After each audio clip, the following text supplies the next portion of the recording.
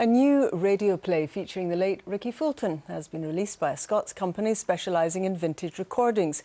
Charlie Is My Darling stars Rikki Fulton as a provost who discovers on the eve of the election that he may be the rightful King of Scotland. But mystery surrounds who commissioned the play and why it was never broadcast. Our arts correspondent Pauline McLean takes up the story. Don't you come to Village Idiot, you know fine what I'm talking about. Next Tuesday's the regional elections, and I've been campaigning for them for months. The distinctive tones of actor Rikki Fulton in a radio play recorded almost 40 years ago.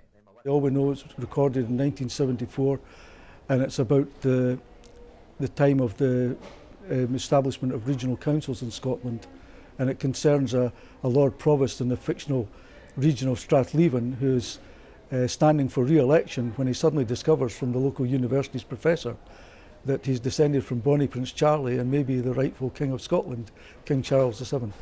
Couple of miles yet. It's not that far. The play was discovered after Russell's company released this film, Laxdale Hall, which features Rikki Fulton's screen debut. As a result, he found this material, including 2 silent movies Fulton made in the 50s, starring himself and many of his closest friends. Early experimentation, or perhaps a bit of fun. But the play is more of a mystery, unknown to even those who worked closely with him. I kind of worked with Rikki round about that time, just starting to work with him.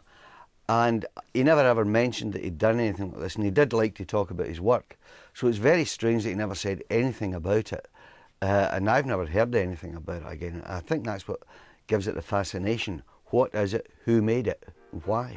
And so far there are no obvious answers, although the film company is keen to hear from anyone who can fill in the blanks. And while Rikki Fulton died almost a decade ago, it seems his work is still very much in demand.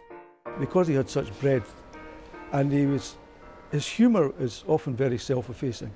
There was never anything nasty, unpleasant, vulgar about his humour. He was a very approachable man, and I think that's why he'll last forever. Pauline McLean, reporting Scotland.